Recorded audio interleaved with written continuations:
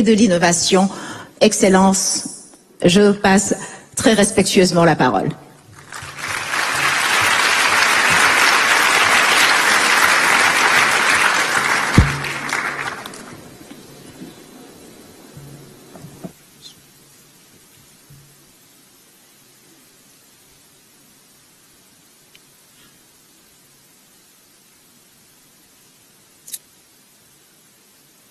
Mesdames, Messieurs les membres du gouvernement, Monsieur le ministre de l'Enseignement supérieur, de la Recherche et de l'Innovation, Monsieur le coordinateur de l'agenda national de transformation de l'enseignement supérieur, de la recherche et de l'innovation, Excellences, Mesdames, Messieurs les membres du corps diplomatique, Mesdames, Messieurs les partenaires techniques et financiers, Mesdames, Messieurs les membres du patronat, Monsieur le secrétaire exécutif de l'Autorité nationale d'assurance qualité de l'enseignement supérieur, ANAQ-Sup, Messieurs les recteurs, Monsieur le directeur général de l'Agence nationale de recherche scientifique appliquée,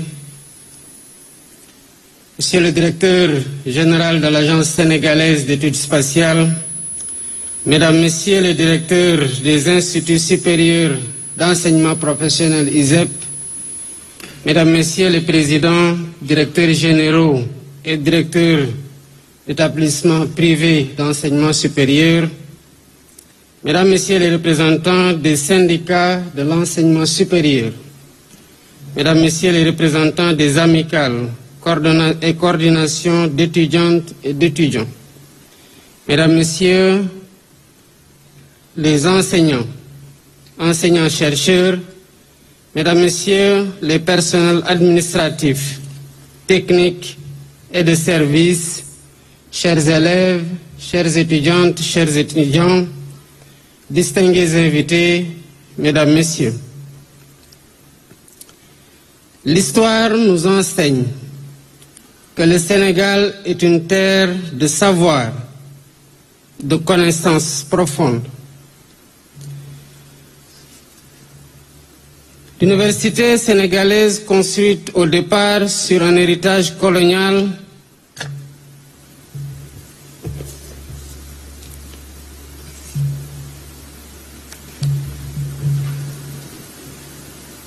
nos savoirs sont donc authentiques, même s'ils ont pu être infléchis à des moments complexes de notre histoire, par des facteurs exogènes contraints. L'université sénégalaise, construite au départ sur un héritage colonial, n'a de cesse de tracer sa propre voie pour bâtir sa propre identité. Une voie nourrie par les apports d'un monde ouvert, dont l'influence ne saurait occulter nos savoirs endogènes et les découvertes de nos savants qui rayonnent dans l'univers du savoir. Nous avons hérité d'une université ancrée sur des savoirs allogènes, mais pas assez autochtones.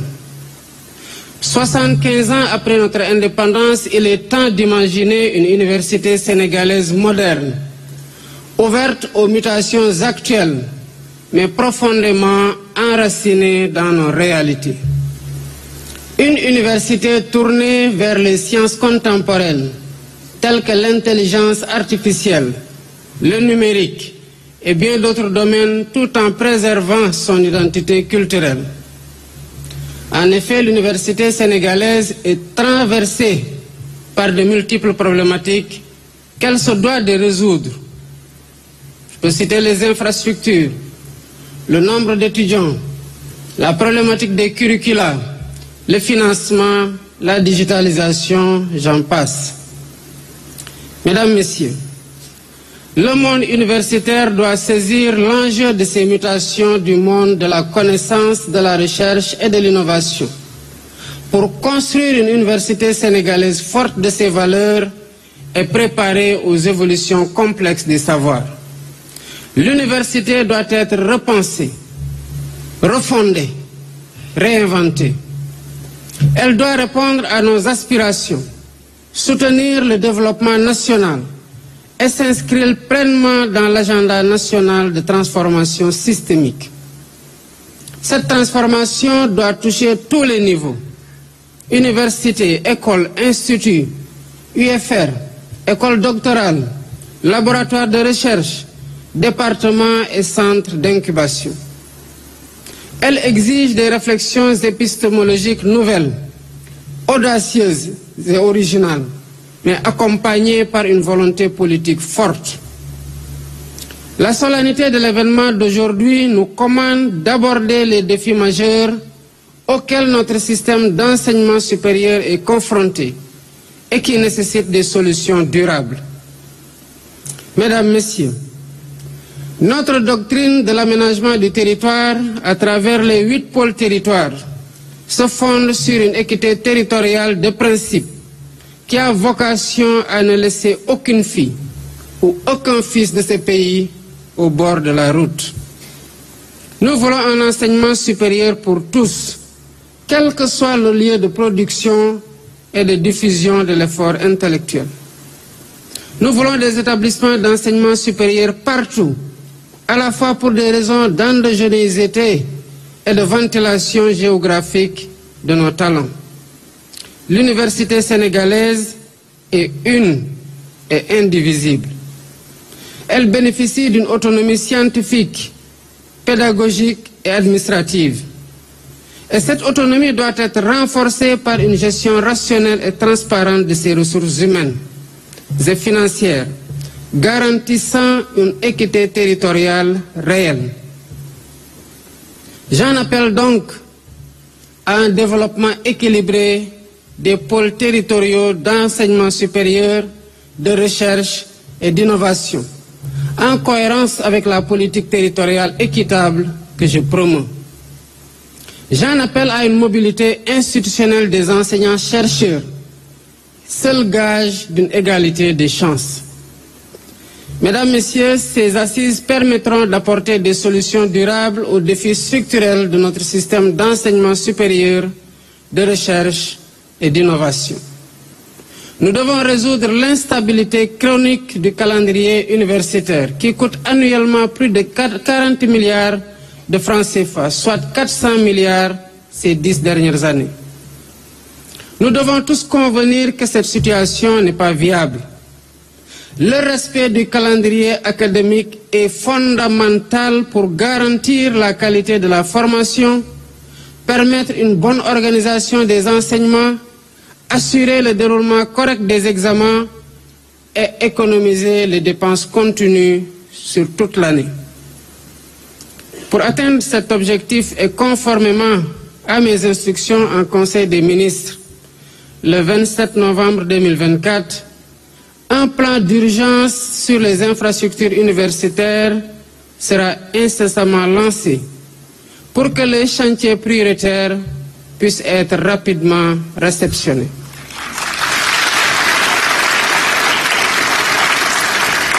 Mesdames, Messieurs, notre système d'enseignement doit être décolonisé et recentré sur nos réalités culturelles, sociales, économiques et environnementales. Le Sénégal est un pays riche de diverses cultures. L'introduction du plurilinguisme dans les curricula, avec une reconnaissance accrue des langues nationales et africaines aux côtés du français déjà établi et de l'anglais, est un gage de volonté pour nous arrimer aux défis complexes du monde moderne. Le plurilinguisme n'est pas seulement une réalité à reconnaître. C'est un levier d'inclusion, de créativité et d'émancipation intellectuelle. Par ailleurs, les savoirs endogènes, longtemps marginalisés, doivent retrouver leur place légitime dans nos contenus pédagogiques et nos programmes de recherche. Il est alors temps de reconnaître pleinement la richesse des connaissances ancestrales et des pratiques culturelles qui ont façonné notre société. L'heure est venue de valoriser nos propres épistémologies, notre mémoire, nos sciences, nos arts et notre capacité à penser par nous-mêmes.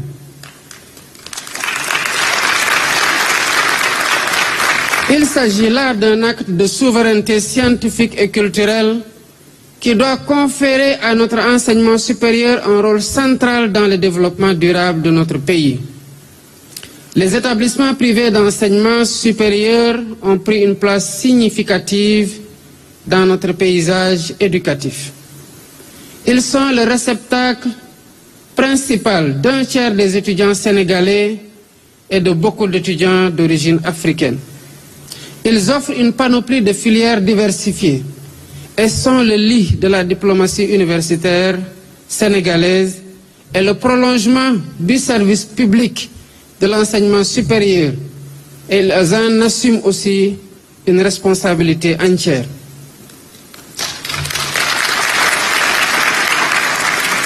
L'encadrement rigoureux de leur fonctionnement en matière d'assurance qualité est une condition sine qua non pour réussir cet alliage public-privé au bénéfice de tous.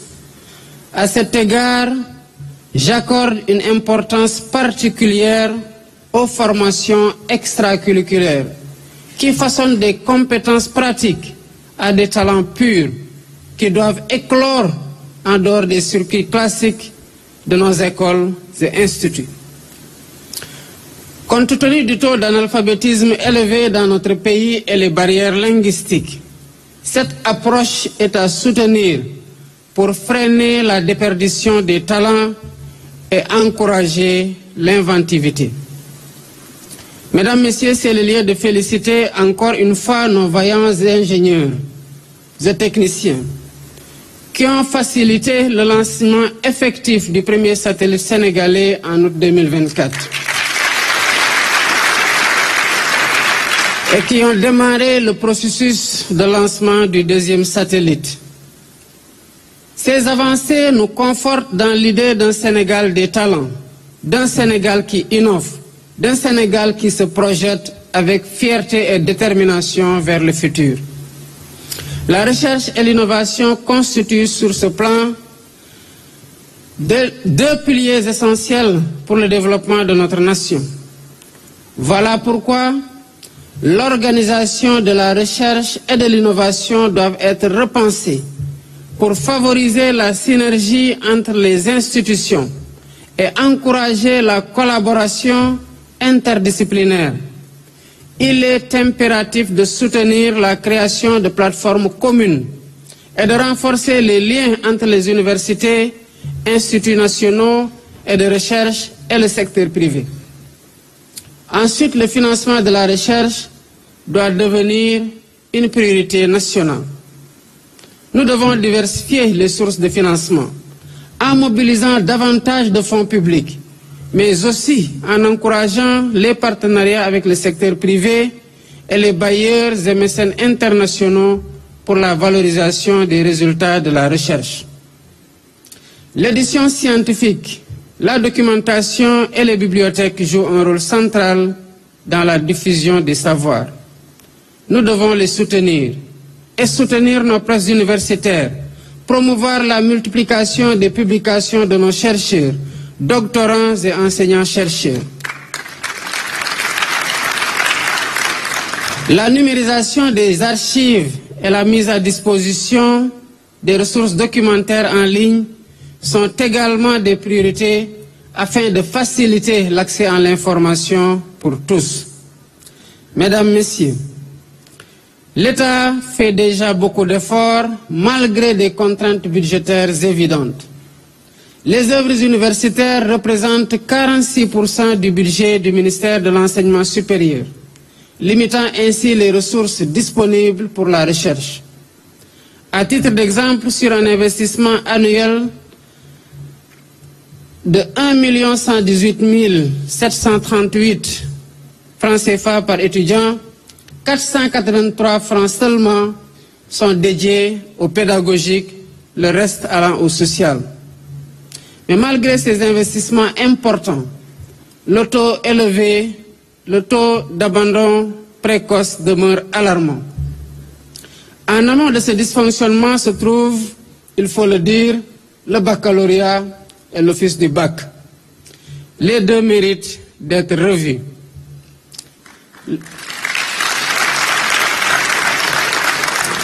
Le baccalauréat sénégalais doit sérieusement être réformé. Le taux élevé d'échec au bac est une anomalie qu'il faudra bien corriger.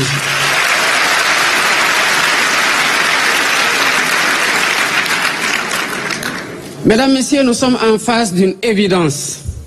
Les curricula de formation, les compétences que nos établissements d'enseignement supérieur produisent ne sont pas pour l'essentiel alignés aujourd'hui sur les 4 axes de l'agenda national de transformation. Nos établissements d'enseignement supérieur forment peu de techniciens supérieurs, très peu d'ingénieurs, peu de licences et de masters en sciences et en technologie. C'est un handicap majeur à surmonter pour atteindre les objectifs de l'agenda national de transformation. Nos établissements d'enseignement supérieur doivent sortir de la vision malthusienne héritée de la colonisation de formation en petit nombre des compétences essentielles dont notre pays a besoin.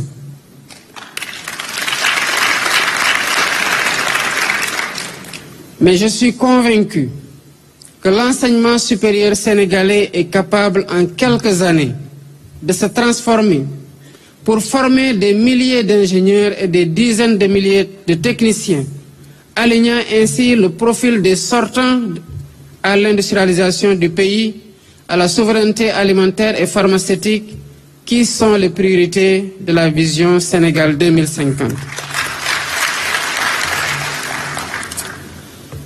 Je suis convaincu que nos dizaines de milliers de bacheliers en L1, L'1 ou L2 sont capables, grâce à des curricula adaptés, à une pédagogie appropriée, à des enseignants et à des enseignants-chercheurs passionnés par le défi de les faire réussir, à devenir des médecins, des agronomes, des informaticiens, des pharmaciens et des data analystes.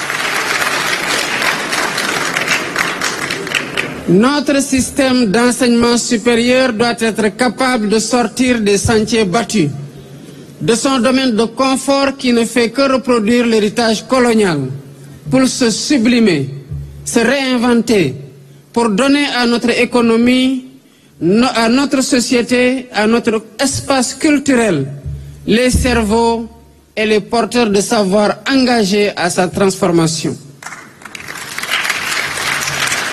Nos établissements d'enseignement supérieur doivent donc se préoccuper tout au long de la formation des étudiants de leur avenir professionnel et mettre en place les instruments qui leur permettront d'atteindre leur ambition d'insertion professionnelle. Mesdames, Messieurs, notre enseignement supérieur doit s'approprier l'évolution numérique en cours, former les ressources humaines dans les domaines stratégiques comme l'intelligence artificielle, la cybersécurité, la robotique, les data sciences et la réalité virtuelle pour accompagner le New Deal technologique. Il doit tirer profit de l'enseignement à distance sous toutes ses formes pour que le savoir et le savoir-faire soient accessibles à tous les citoyens et exploiter les multiples avancées technologiques au service de l'économie, de la société, de la culture et de la sécurité. Ce n'est qu'à ce prix que nous pourrons donner à notre jeunesse les véritables armes pour bâtir les ambitions de la vision Sénégal 2050 et compétir à armes égales avec les jeunes de tous les continents. Cette ambition ne peut réussir sans infrastructures technologiques solides et modernes. C'est pourquoi le gouvernement s'engage à travers le New Deal technologique dans des investissements conséquents dans la connectivité des universités, le déploiement de plateformes d'enseignement en ligne, ainsi que dans la facilitation de l'accès à l'équipement informatique des étudiants et des enseignants. Ces infrastructures sont le socle indispensable pour soutenir la formation à distance et la collaboration scientifique à l'échelle nationale et internationale. C'est une étape incontournable pour faire du Sénégal un hub d'innovation et d'excellence académique.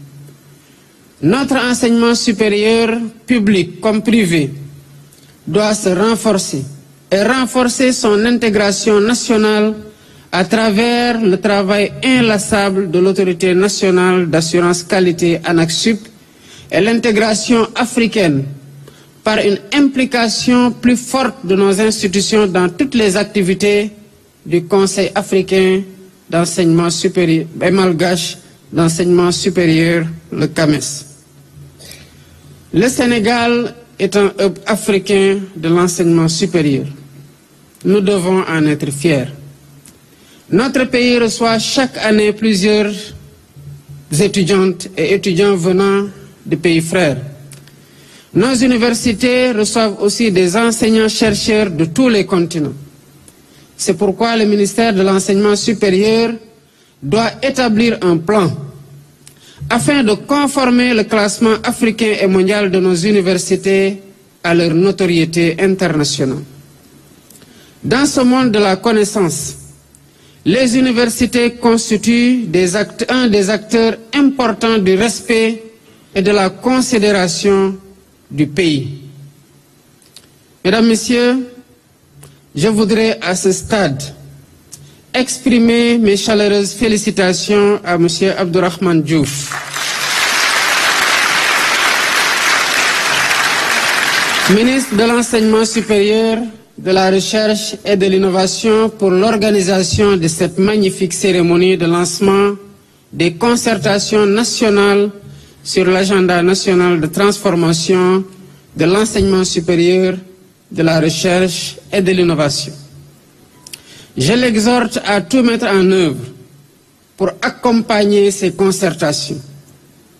Je félicite aussi le professeur Boubacar Diop dit Bouba pour son choix mérité comme coordonnateur du comité de pilotage de ces concertations. Professeur, je sais que c'est une lourde charge, mais je sais compter sur votre expérience d'universitaire émérite, sur votre passé syndical et surtout pour votre passion pour l'Afrique, pour votre histoire et pour votre culture. Rien de grand ne se construit sans amour et sans passion, et vous avez amour et passion pour l'enseignement supérieur et pour notre pays.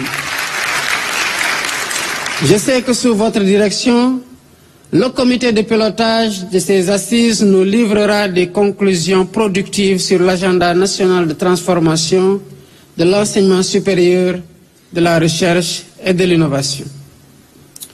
Mesdames, Messieurs, le moment est venu de repenser notre enseignement supérieur, non pas comme un simple espace de transmission du savoir, de production de la connaissance, mais comme un levier stratégique de souveraineté, d'innovation et de transformation sociale.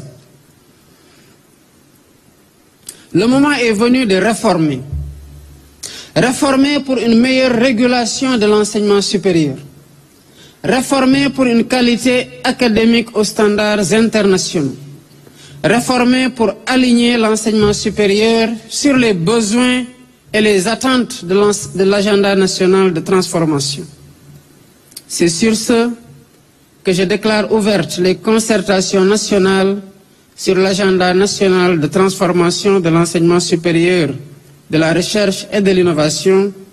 Vive l'enseignement supérieur, vive la recherche, vive le Sénégal.